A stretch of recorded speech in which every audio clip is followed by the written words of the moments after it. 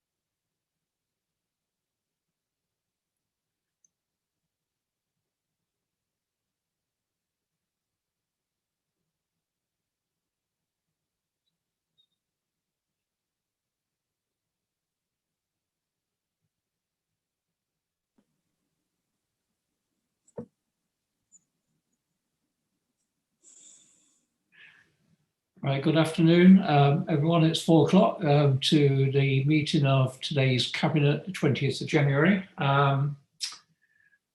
For the purpose of the record of attendance, I confirm that the following members are present and participating in this remote meeting. Councillors Ronnie de Burl, Councillor Alison Freer-Jones, Councillor Lee Higgins, Councillor Alan Pearson. I've also been advised that Councillors Bindloss, Douglas, Cumbers and Evans are following the meeting, so they are participating by being with us, and welcome to those 4 members. Any member participating by the remote link who declares an interest in any item of business in terms which requires them to leave the room must ensure that they cannot be seen or heard during the agenda item. This shall be confirmed by Democratic Services. This member of staff will thereafter confirm to the remote member when they may rejoin the meeting. Should any aspect of the conference link fail during this meeting, I will call a short adjournment of up to 5 minutes to determine whether the link can quickly be re-established. If the link cannot be re-established, the meeting shall be adjourned to a later date. In the event of link failure for individual members, the remote members will be deemed to have left the meeting at the point of failure of the equipment. And if the link cannot be re-established before the end of the meeting, then the presumption will be that the meeting should continue to deal with the item, providing the meeting remains quorate. Should the meeting no longer be quorate, the meeting shall be adjourned and any remaining items of business will be deferred.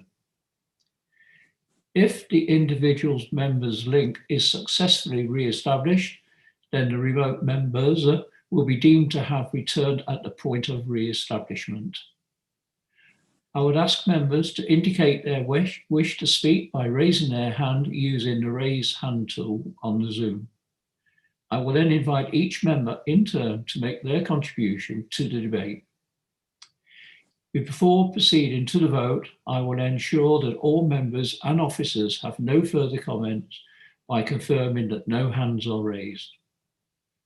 I will ask each member to indicate when asked whether they are voting for, against, or abstaining. This will be recorded by Democratic Services officers who will confirm the outcome of the vote. Any member who has been absent for the debate on a particular item due to link failure must abstain from the vote on that item. So moving to the agenda, we have no apologies for absence. The minutes, I moved the minutes to confirm of the meeting on the 16th of December of 2020. I look for a seconder. Councillor Higgins? Yep, Councillor Higgins has seconded. Members, any declarations of interest? Councillor Pearson? Yes, as a county councillor, I just like to announce that Leicestershire County Council. Thank you. Yeah, thank you. I also declare a personal interest in any matter relating to Leicestershire County Council as a member of that authority. I've been advised that there are no matters have been referred from the scrutiny committee. So we move on to the beef of the agenda now. The very first paper, approval of a revised secure tenancy agreement. So I hand over at this point to Andrew Cotton, Director for Housing and Communities, to summarise the report. Thank you, Leader, and good afternoon, everyone.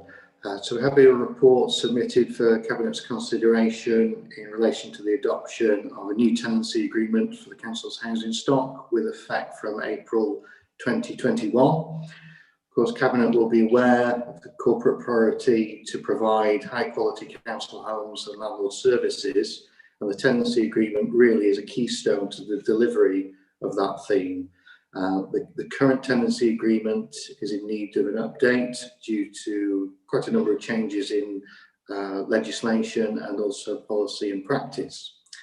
So early consultation on a draft tenancy agreement took place last year in 2020, but of course that was interrupted due to the COVID pandemic. But the Council has now completed the statutory consultation that's necessary with all tenants. And the result of the work from that consultation and engagement with the Tenants Forum Executive Committee is presented in the draft tenancy agreement today.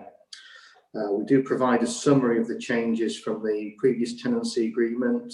That's summarised in section 5.5 of the report. Of course, it's really important that tenant views are taken into account. The consultation is individual.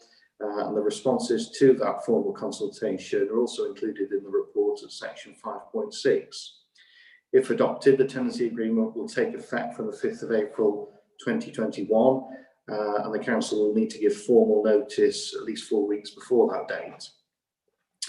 Cabinet may wish to note the cover of the tenancy agreement has a real Melton Borough theme, not least as the painting on the front cover has been used by kind permission of one of our tenants whose hobby is watercolour painting, and the words on the front cover, working together, have been suggested by the Tenants Forum Executive Committee.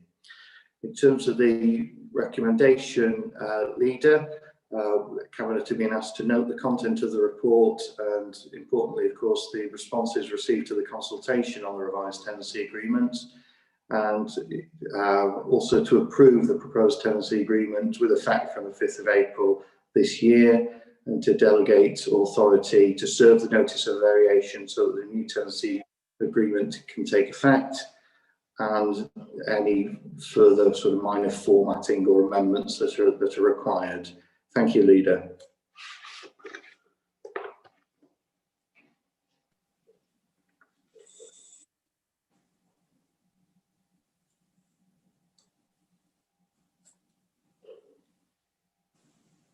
Are you there, Joe? Yeah, go for, sorry, I was on mute there. Over to you, Alan, as portfolio holder for housing and communities. Thank you, Joe, and thank you, Andrew. A great deal of work's gone into this document. I think the most important aspect has been the consultation process, the involvement with tenants, the involvement with TFEC, who have been actively involved throughout the process. We had to also take into consideration the white paper, and I just feel I got to say Andrew's done an excellent job there from his experience. He's had great support from other officers. The consultation process, initially we used not just a box ticking practice, we also did some narrative approach, talking to people, listening to people, getting their points and their stories. People's stories of living in housing was crucial to how we work with them in the future.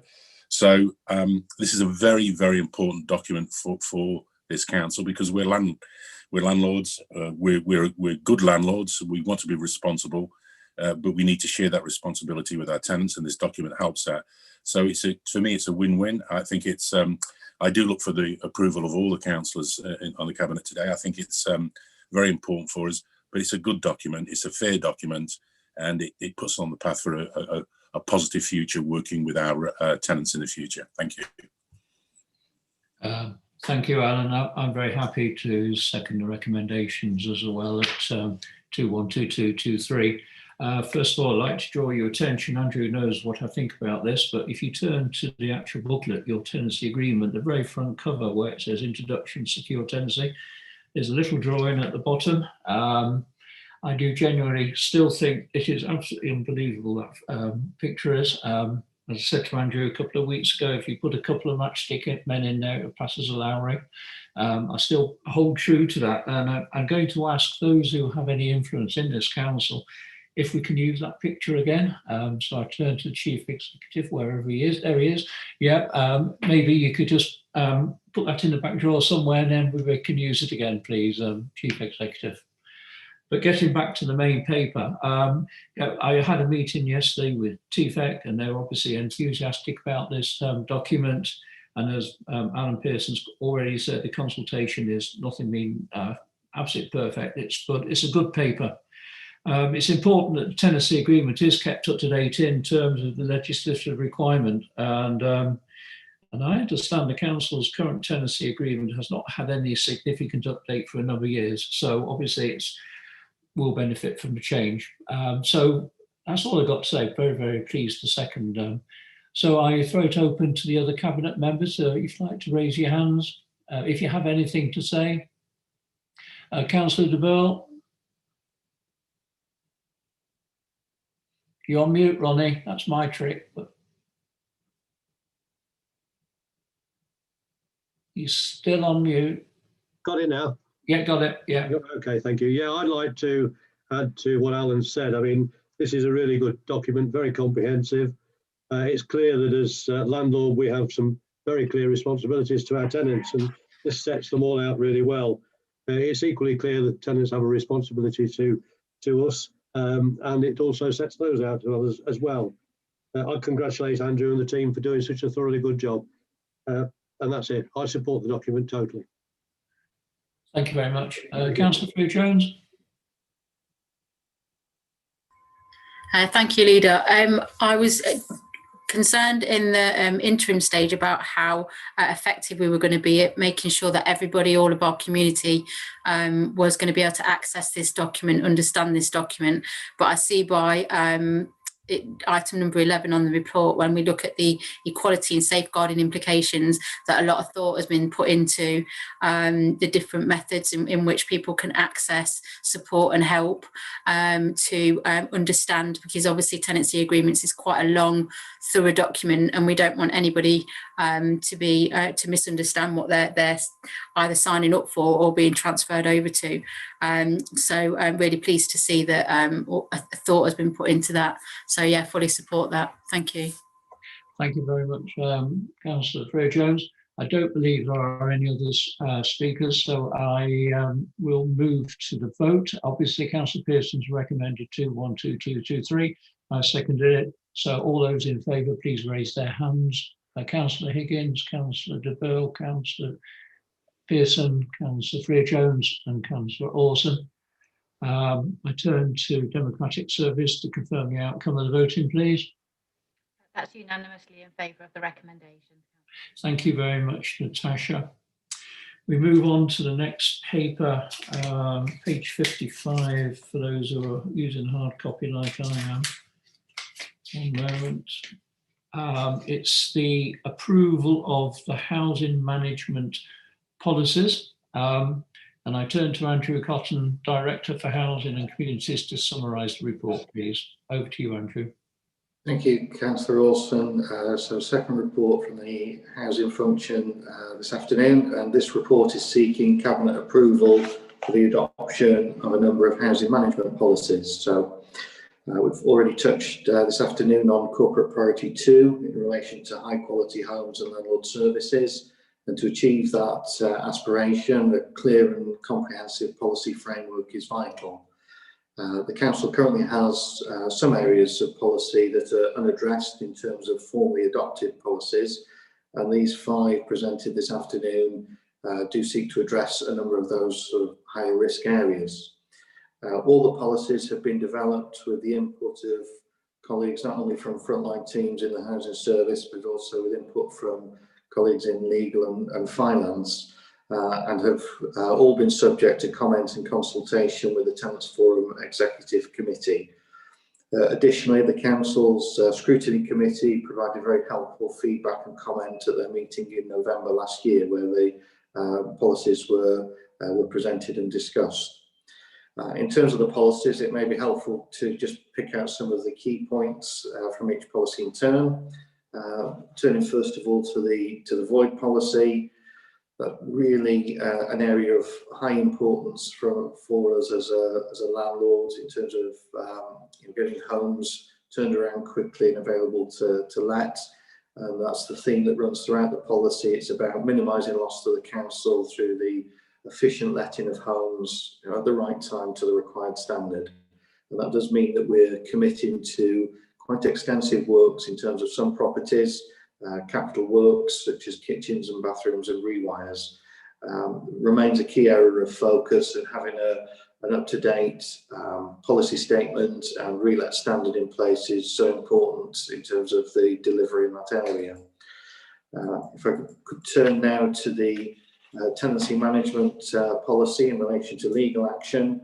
Of course, for a council like Melton, legal action is always the last resort.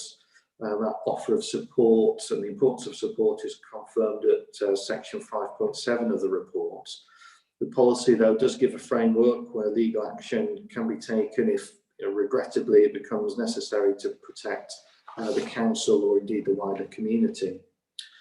We do present as well a right to buy policy for Cabinet's consideration, and that confirms the council's approach not only in preventing fraud in relation to right to buy, but also to make sure that council tenants' statutory rights are respected and honoured. We do, within the policy, make provision for the council to apply to the Secretary of State for what's called a rural designation, and that would apply, if agreed, it would apply to just under 25% of the council's housing stock. This designation means that the council can impose restrictions on the resale of properties lost to the right to buy in those rural areas of the borough. Just to be absolutely clear, Councillor Wilson, it doesn't prevent tenants from buying their homes or from exercising the right to buy, but it means that the council can place a covenant on the property that restricts the resale, for example, to those with a local connection. The areas that would be affected are attached at Appendix 2 to the report. We also have an aids and adaptation policy, and that covers not only adapting existing homes and making them more suitable for people with need of adjustment, but it also seeks to make the very best use of the council's housing stock, and it includes direct lets within our stock, so we can make sure that the housing need of our tenants and the borough as a whole is met. Last, but by absolutely no means least, we're also presenting a domestic abuse policy that draws together a number of existing practices within the council into a clear statement of the council's serious approach to not only supporting victims of domestic abuse, but taking robust action against the perpetrators of domestic abuse. And that is defined in the policy as very much a zero tolerance approach.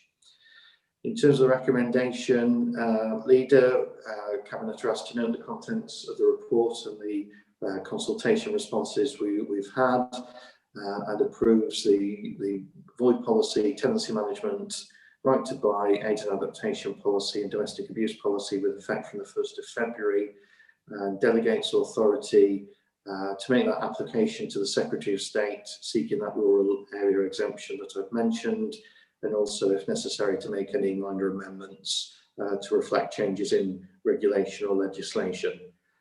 Thank you, Leader. Thank you very much, Andrew. I turn to Councillor Pearson, portfolio holder, to introduce, make a few more points, please. Yeah, thank you. Yeah. First of all, again, it's quite a complex document.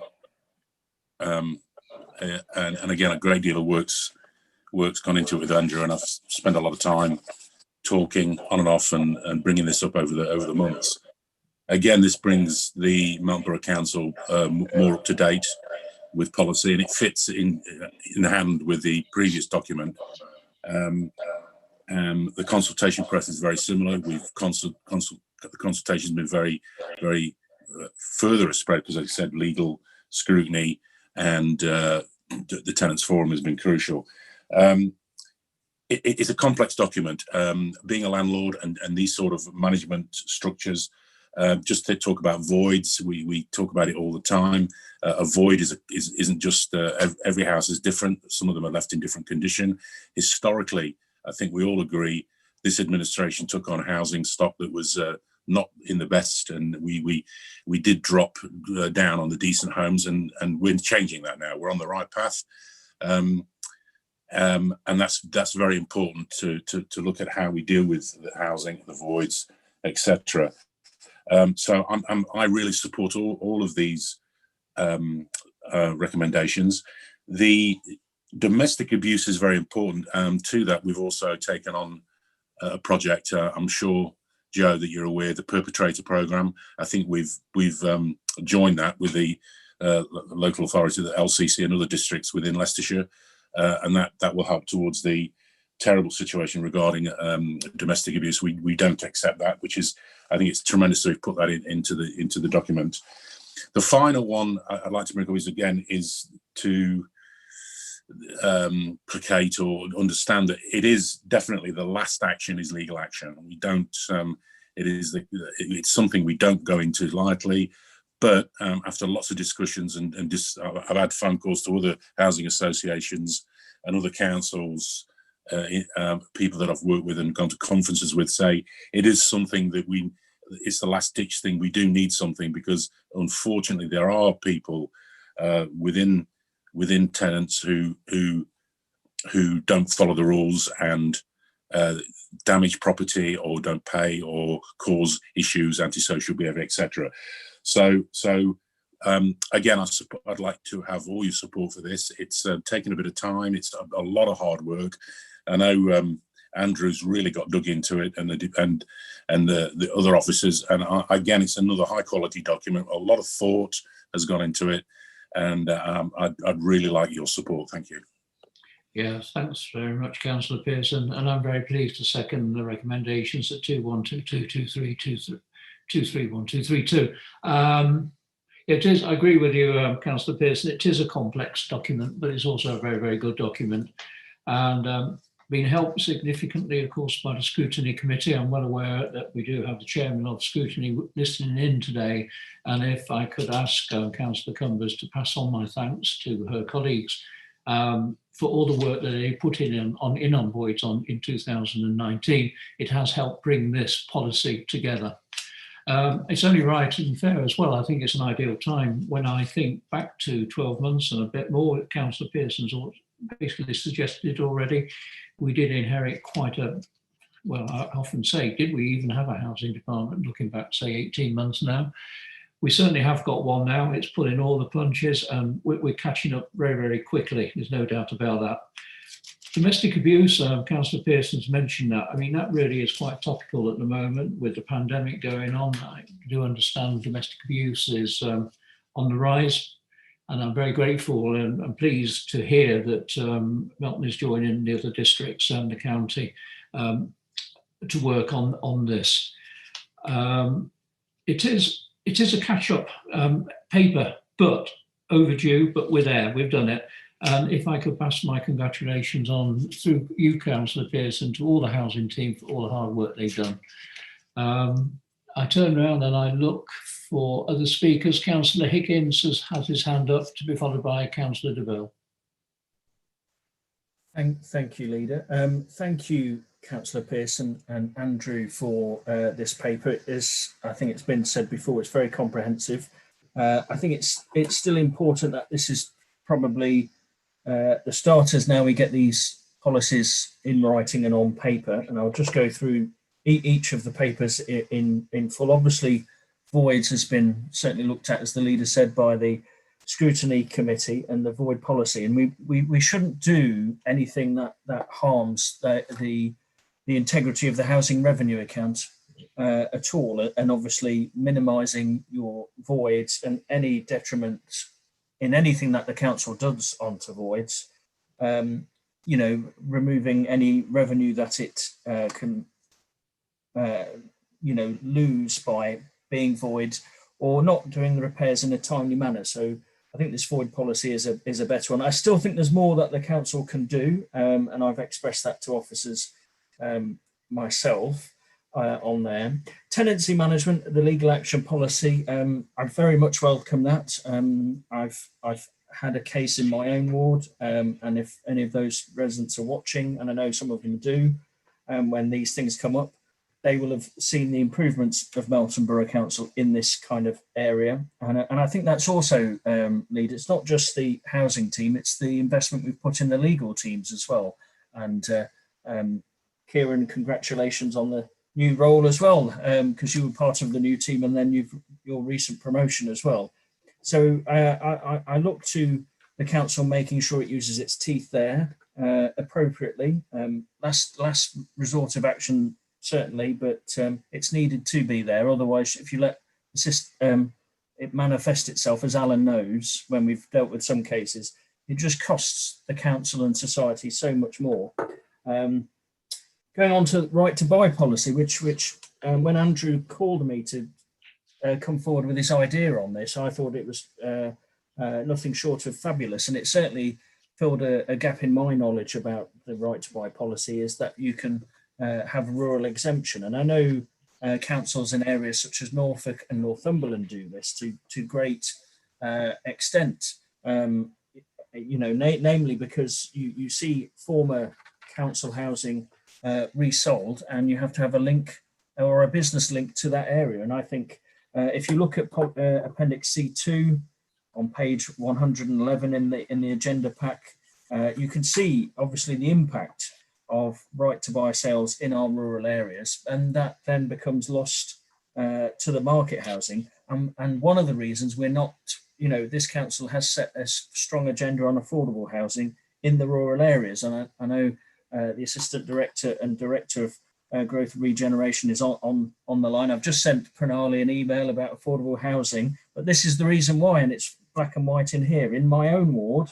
I have only 32 council houses in my own ward, and that's why I'm very positive about getting affordable housing in my patch, because that's one of the things my community is asking for all the time. And interestingly, Leader, you have in your own parish, you have more affordable council housing than I do in the entire ward. So I very much welcome this for the Somerby ward. That should those houses be purchased, they will continue to be available in the future, subject to the Secretary of State approval for people with a local connection. The aids and adaptation policy, I think that's all common sense. We've seen before when people have requested new electrical points, for example, or other aids and adaptations, but it still needs to be paid for somewhere. And I think this sets this out in black and white of how the council or the housing revenue account will recoup that cost. I think that's very important. And as you rightly said, Leader, the probably most important one out of these documents is the domestic abuse policy. And you know what tends to happen, which sometimes the public don't realise, is as soon as domestic abuse starts, it creates a huge pressure on the housing stock straight away, because if one of those residents or a family have to move from a very dangerous situation, they need to be housed immediately. You can't just say, right, you're on the waiting list or anything like that. And I know Councillor Pearson works on that quite a lot, with not just from the councillors on this call, but councillors outside of it as well. So I think an excellent paper, Alan. Credit to you, Andrew, and the team. Thank you very much. Thank you, Councillor Higgins. Councillor DeBell? You're mute, Ronnie. Okay, got it now. I was saying after Lee, there's not much left to say, I think, but I fully support Councillor Pearson and Andrew and the team in everything they've done here. It's a long overdue set of policy upgrades which will reflect the current law and best practice and benefit both the tenants and us as landlord as well. So more power to your elbow, Alan, and I support it fully. Thank you. Thank you very much, Councillor Bill. Councillor Freer-Jones. Thank you, Leader. I'd like to say, obviously, with all the policies, I support them totally. Looking forward to seeing them in action and seeing how we adhere to them and scrutinise them over the next coming year. With the domestic abuse policy, just had a quick question. Obviously, everyone said how sensitive it is and how high profile domestic violence is at the moment.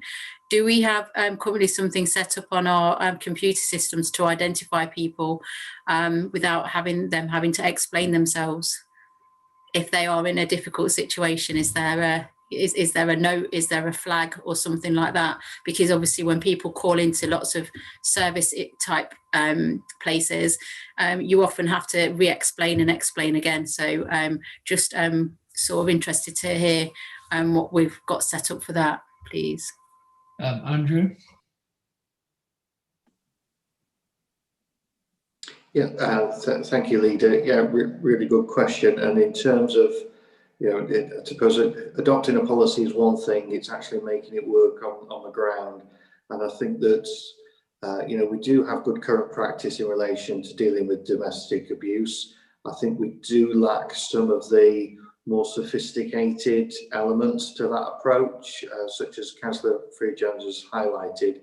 We certainly have the ability to put notes on our systems, but equally, there's some obvious concerns about a note on the system that maybe a perpetrator can somehow get access to. So I think there's very much some work will flow out of this policy in terms of our response becoming increasingly sophisticated.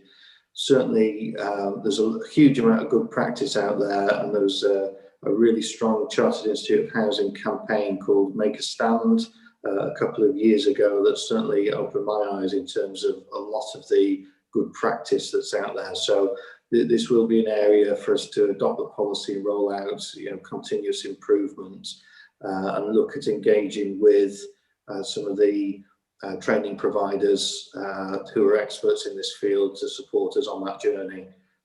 It is absolutely critical that we get it right, and there's certainly a lot of stuff that we can do on our website as well. For example, where you access the pages related to domestic abuse, and then it automatically removes itself from the history.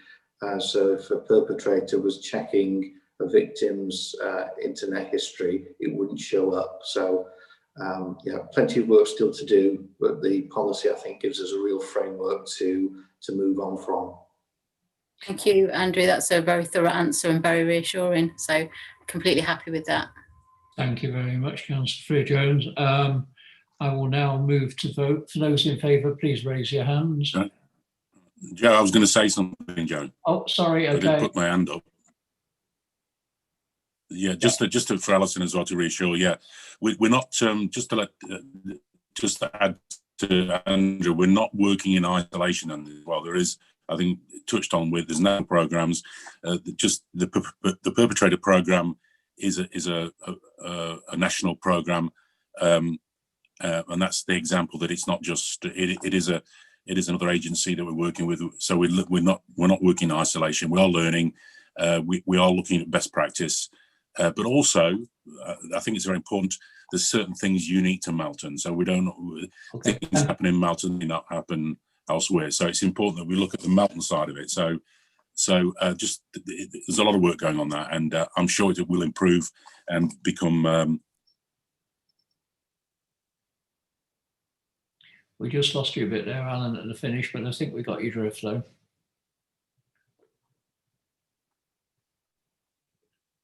I can't hear Alan. Okay, then. Sorry. Yeah, that's all right. We'll just move on. That's okay. Okay. Thank you very much. So we move to the vote. Those in favour of the recommendations at 212223, please raise their hands.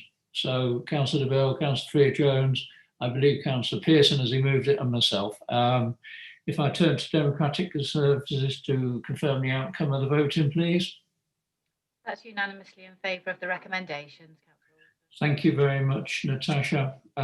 We move on to item 7. It's disposal of land to enable development of affordable housing, and it is exclusion of the public and press, and the intention is to remain in public session and members to refrain from referencing the information contained in the exempt appendix D. Should members indicate that detailed discussion with regard to the exempt appendix is required, I will ask Cabinet to resolve to move the meeting into private session, and the public and press will be included in that point. Can I just ask members at this early stage, do you know if you're going to be raising anything in the yellow papers? I don't think so. No? Okay, thank you very much. I turn to Pranali Parikh, Director for Growth and Regeneration, to summarise the report, please. Thank you, Leader. This report sets out a proposal for disposal of a stretch of access road land at our waste collection depot at Lake Terrace site. This is to allow for a development of affordable housing on the field that envelops around the Lake Terrace depot to the east and north of the depot site. The developers who owns that field has already got a planning approval for about 90 affordable homes for that site, and they are seeking to acquire our land to provide for access and enable the delivery to be brought forward with an intention to bring the construction for the site forward about spring this year.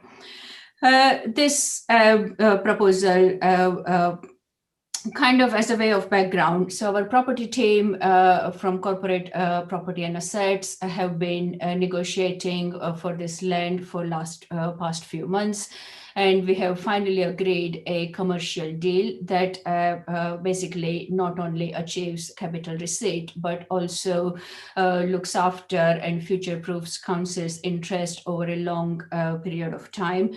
It also meets council's obligation to achieve best value and basically kind of looks at all the risks and mitigates actions as part of the heads of terms as we have agreed in the draft form currently to mitigate against any risk or concerns raised. This particular piece of access road that we have identified for disposal, there is no particular or any specific use identified for that land. And the disposal is in accordance with our council's asset disposal policy, as well as it meets the key objective of our corporate plan for using council's assets to enable housing growth and development in the borough. Apart from, of course, developing, generating capital receipt and reducing the maintenance liability for the council going forward, it also generates a range of social as well as economic regeneration benefits, plus, of course, community benefits by providing affordable housing on this site. One thing I wanted to highlight is that the disposal will, the heads of terms also includes the disposal to be simultaneous with Section 38 and Section 278 agreement with County Council, which effectively means that the disposal that we agree with the developer will do the works for improvement of the road to bring it to adoptable standard and pass it on to Council's Highway Authority for it to be adopted as a public highway. So we are basically, we will maintain public access and public ownership of the road at all times with those simultaneity of those agreements being achieved. While in consultation with a range of members, including Councillor Higgins and Councillor Pearson, a range of issues have been considered for both the concentration of affordable housing on the site, future-proofing our depot site, as well as council's interest, commercial interest going forward. And those actions for mitigation against those concerns and issues have been highlighted in section 5 of this report. And finally, the recommendation is for approving the disposal of this land, but also to enter into a local lettings policy to particularly protect against the control over tenancies going forward and the future maintenance from the place point of view of the estate that will be created. Thank you, Leader. Thank you very much, Pranali. I turn to Councillor Ronnie de Burgh, Portfolio Holder for Corporate Finance Resources, to move the recommendations and provide any further introduction to the report. Over to you, Ronnie. Thank you, Chairman, and thank you, Pranali. Thank you for your team, the considerable amount of work that's gone into the background behind what I see as a sound and comprehensive report. I seek the support of my colleague members, who I asked to consider this paper relates solely to the disposal of a small stretch of access land running along the Lake Terrace refuse facility. That is what we're looking at today. This disposal, or the disposal of this land, I believe represents a win-win to the council, because when adopted, it secures 3 key things. The transfer of the land to the County Council Highways Authority will save a considerable amount, because they will take over responsibility for the maintenance, which Pranali's already outlined, which will ensure public access will be retained for all time. 2, additionally, as we know, our finances are under great pressure. This sale will generate considerable amount of revenue, which will help to support not only, well, will support essential services, which otherwise we may not be able to support. And 3, the sale also opens up access to a large piece of land on which the report tells us there are plans to develop 90 houses, 42 of which are affordable. And if this comes to fruition, it will have a potential to produce additional income from council tax and deliver our aspirations to provide affordable houses close to the town centre. So on that basis, I would like to propose that make the proposal that we support the recommendations at 2.1, 2.2, 2.3 and points 2.3.1, 2.3.2 and 2.3.3. And looking for a second on that one. Yeah, I'm very pleased to second you, Ronnie, and recommendations 2.1, 2.2, 2.3. So you certainly got my support for this paper as well. Maybe the officers can help me a little bit. The ward councillors, I'm well aware Councillor Cumber sent an email in supporting this. Councillor Pearson can speak for himself. Have we heard anything from Councillor Wood at all, officers? I'm not aware we have, but perhaps I've missed it. No, I have spoken to Councillor Wood on phone and explained the documents, but no, haven't received any further comments. So he's well aware of what's happening, but there's been no response. Is that a fair way of putting it? Yeah, okay. Thank you very much. Yeah, well, I'd like to thank Nottingham Community Housing Association actually as well for being a little bit patient with us, because as we know, we hit a few clarification points. Nottingham Community Housing Association are really one of the best ones in the area, in my opinion. They work well with Melton Borough Council, and in my own personal dealings over the years, I've worked with them, and they are a good organisation. To have 48 affordable homes for social rent and 42 homes for shared ownership, which obviously is an entry into property ownership, which aspirations has to be good. I mean, it's just an outstanding scheme, there's no doubt about that. I haven't got a lot else to say because it delivers what we badly need, affordable homes. And that is certainly key to Melton Borough. I'm sure Councillor Higgins, yes, he's got his hand up. He will obviously be telling us the desperate need. We do have affordable homes, and that drive will continue, certainly whilst this cabinet is maintained to the full. So very pleased to second. So I'll hand over to Councillor Higgins at this point. Yeah, thank you, Leader, and thank you, Ronnie, for bringing this. I noticed when it was advertised in the Melton Times, there was some misinformation that on the social media that we were coming up for another planning application, and this had already been decided. So this isn't a planning application we're reviewing. This is, as Councillor de Boer said, is selling a very small piece of land for a significant sum of money for the council, which will help with our capital receipts and reduce our liability. But there has been concerns of flooding and in the area. But I've got the report here from the Environmental Agency's position, and they put two conditions very strongly on the site, which is one of the reasons why it was permitted. I think Mr. Worley would be able to advise any further. But one was the provision of compensatory flood storage as detailed in the FRA addendum dated November 2017, and the finished ground levels where the land is being raised are set no lower than 71.5 metres above the ordinance datum for the west patch and 71.6 metres for the eastern patch. And if people do look at that site of how it is, there are reasons why it's sort of set like that, and there's still plenty of attenuation ponds, but also areas for particular collection of water, because we're obviously in that moment now.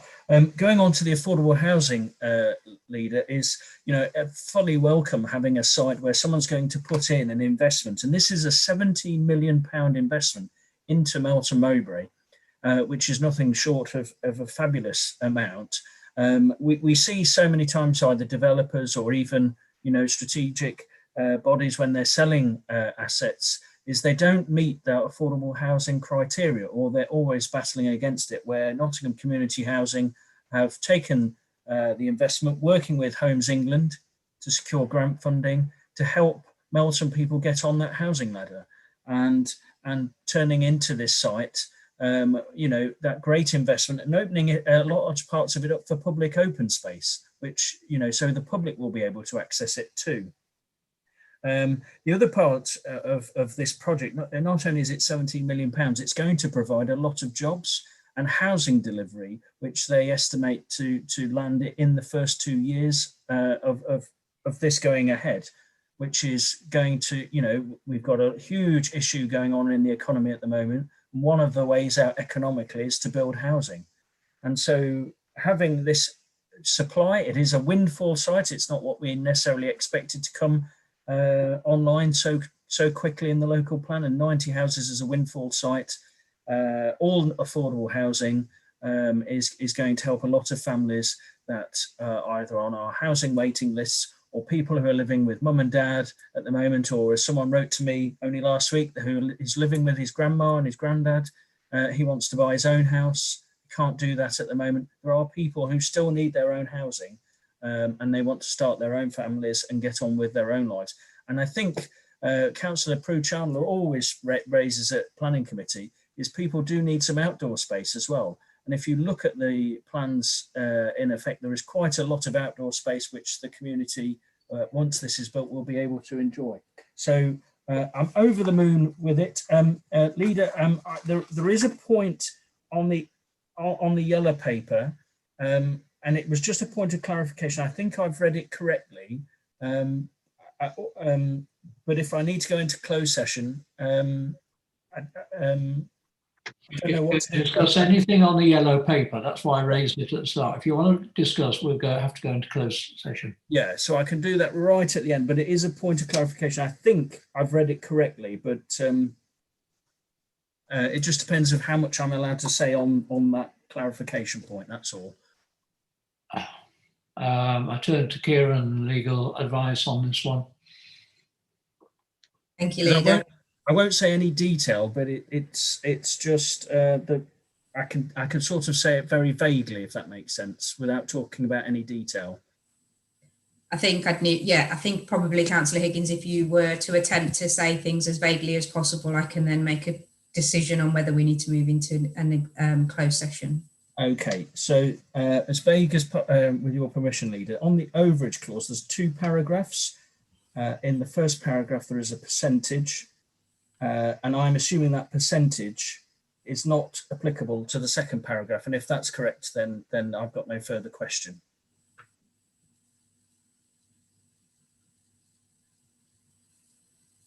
Percentage is 4 lines down. Yeah, so I can see it, Lee. I think you've described it very clearly. Natasha, is it possible to bring James into it just to clarify the technical point? It only needs a yes or a no, I think, doesn't it? Yeah, I'll see if I can bring James through for you now. I don't want to give a wrong answer. Somebody will pick you up on it if you do.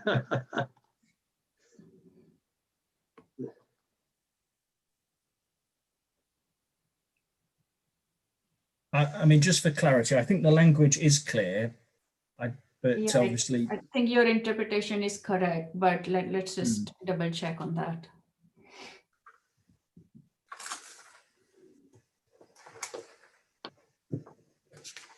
and my apologies. I did see sight of this before, and I had read it that way originally, and then it's literally as I'm reading it again. I just want to make sure I do have that right. Hi, James. Yes, hello. Leader, if I may explain where we're at in the report and just explain the issues around whether we're in an open or a closed session, if that's okay, Councillor Wilson. James, we're at the point of discussing item 7, which is the report on the disposal of land. There is an exempt appendix in the report. However, we have a point of clarification that's required. If we're unable to give a yes/no answer, the meeting will have to move into a closed session. Councillor Higgins has posed a question in relation to the 2 paragraphs that cover the overage clause. In the first paragraph of the appendix, you'll see that it mentions a percentage, and the clarification that is required is whether that percentage is applicable to the second paragraph as well. If your answer entails more than a yes or no, we might have to move into a closed session. No. The answer is no. Does that satisfy you, Councillor Higgins? It does, yes. I thought it was that way, but with these legal documents, you just have to get it right sometimes. You know, you legal bods know better than me. Thank you, Leader. Thanks for the time there. Okay. Dot the I's and cross the T's, Lee. Councillor Freer-Jones. I support the disposal of the land. My initial concerns regarding the amount of traffic that was going to be coming through a new site has been sort of mitigated with 0.5, 0.10. And the road network has been had a maximum speed level applied, and also looking at parking as well, which has mitigated that. So with that in mind, and the fact that it will be in public ownership all the time, so there won't be any restrictions, so there shouldn't be any complaints about people wanting to go to the waste disposal site or to the allotments, has eased my concerns on that. So just thank you to the officers for that. Okay, don't believe there's anyone else got anything to say at all. Just like to remind members, we are actually voting on to enable development, yes, but it is about selling disposal of land, this actual vote, and just that has to be clear. I think it's worth mentioning, by the way, that the sale price was commercially negotiated through James, I'm sure, using the principles of the Stokes-Cambridge 61 Act. And thank you to James for being patient with the Cabinet as well. And if you could, like I said earlier, James, if you could pass on our apologies to Nottingham Community House Association, but we had to get it right. The other good bonus about this scheme is, by the way, it's obviously shovel ready. I see they're going to start in March. So again, as Councillor Higgins has already said, real benefit to Melton, bringing employment into Melton, to hope, which we all hope is a COVID, getting over COVID and bouncing back. The figures Melton figures are down again, so things are there. So we are slowly coming back from COVID, but this is a great scheme to bring money back into the economy. Now I'm going to ask you all to raise your hand to vote on the recommendations. Please raise your hands. I turn to Democratic Services to confirm the outcome of the voting. That was unanimously in favour of the recommendations. Thank you very much. I don't believe there's anything else on the agenda whatsoever. So thank you to my colleagues, the Cabinet. Thank you for Pat, Councillor Vindlas, Evans, and one other, and it's gone, Jeannie Douglas. Thank you to all the officers for all the hard work they put in preparing the papers. And at some point, we'll all see each other properly again. Thank you very much.